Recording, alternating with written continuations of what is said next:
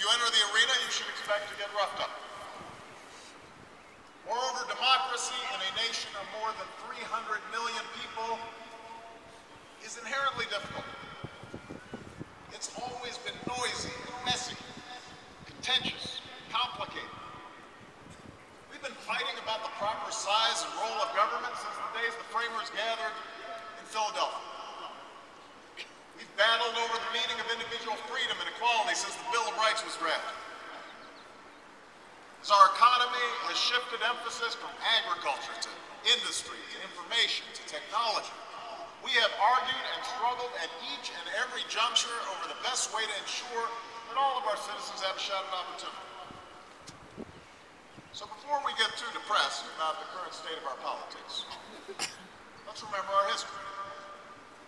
The great debates of the past all stirred great passions.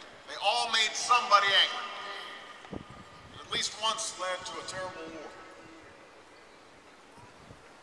What is amazing is that despite all the conflict, despite all its flaws and its frustrations, our experiment in democracy has worked better than any form of government on earth.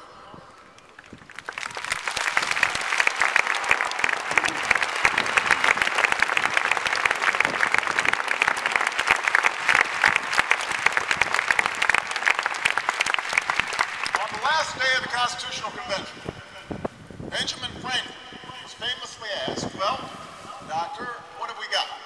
A republic or a monarchy? And Franklin gave an answer that's been quoted for ages. He said, a republic, if you can keep it. If you can keep it. Well, for more than 200 years, we have kept it.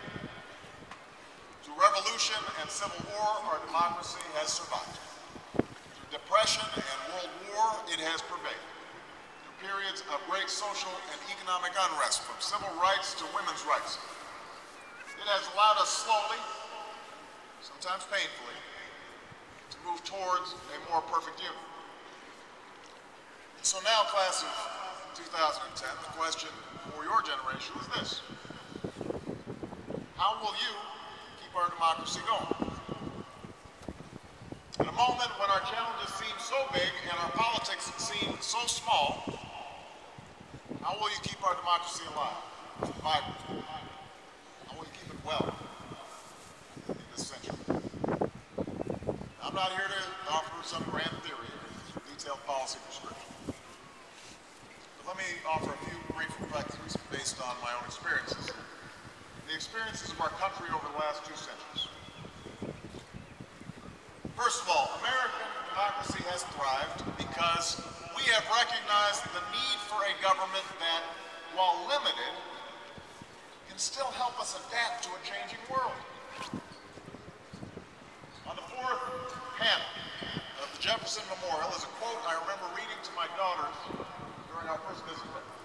It says, "I am not an advocate for frequent changes in laws and constitutions, but with the change of circumstances, institutions must advance also to keep pace with the times." The democracy designed by Jefferson and the other founders was never intended to solve every problem with a new law or a new program. Having thrown off the tyranny of the British Empire, the first Americans were understandably skeptical of government. Ever since, we've held fast to the belief that government doesn't have all the answers. We have cherished and fiercely defended our individual freedom. That's a strand of our nation's DNA.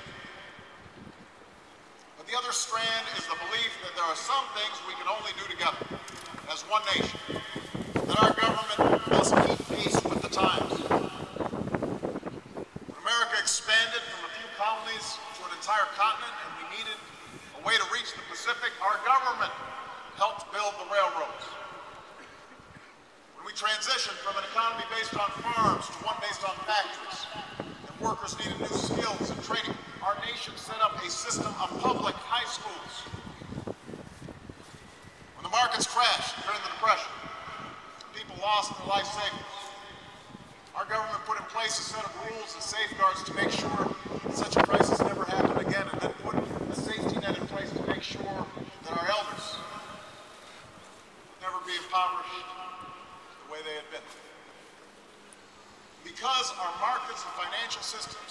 since then, we're now putting in place new rules and safeguards to protect the American people. Now, this notion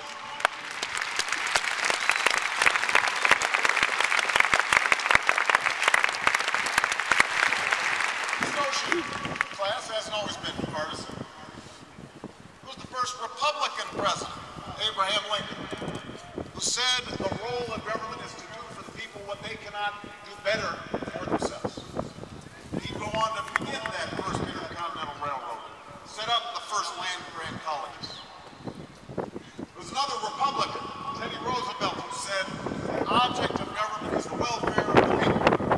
And he's remembered for using the power of government to break up monopolies and establish our national park system.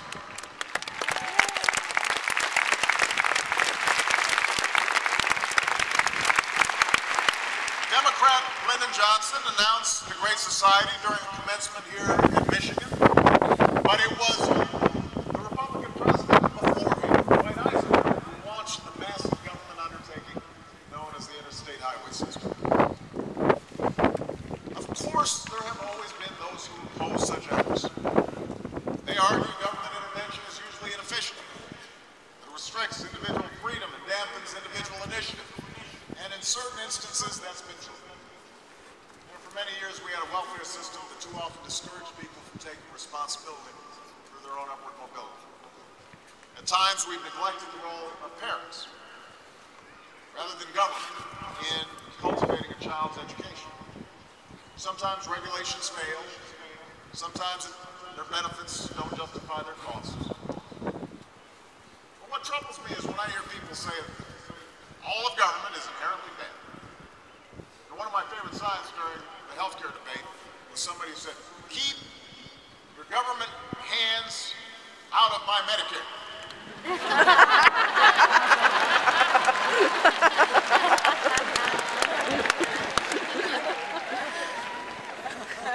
Which is essentially saying, keep government out of my government-run healthcare program. When our government is spoken of as some menacing, threatening, foreign entity, it ignores the fact that in our democracy, government is us. We, the people, hold our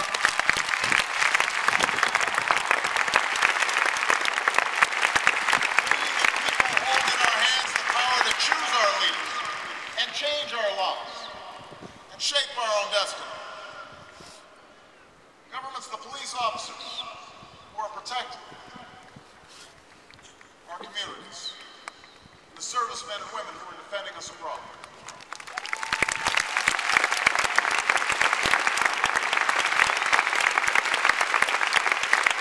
Government is the roads you drove in on and the speed limits that kept you safe. Government is what ensures that mines adhere to safety standards and that oil spills are cleaned up by the companies that cause them.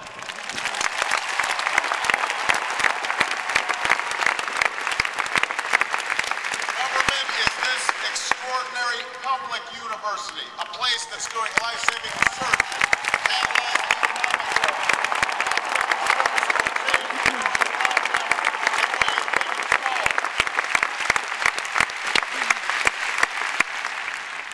the truth is, the debate we've had for decades now, between more government and less government, it doesn't really fit the times in which we live. We know that too much government can stifle competition, deprive us of choice, burden us with debt. But we've also clearly seen the dangers of too little government. Like when a lack of accountability on Wall Street nearly leads to the collapse of our entire economy.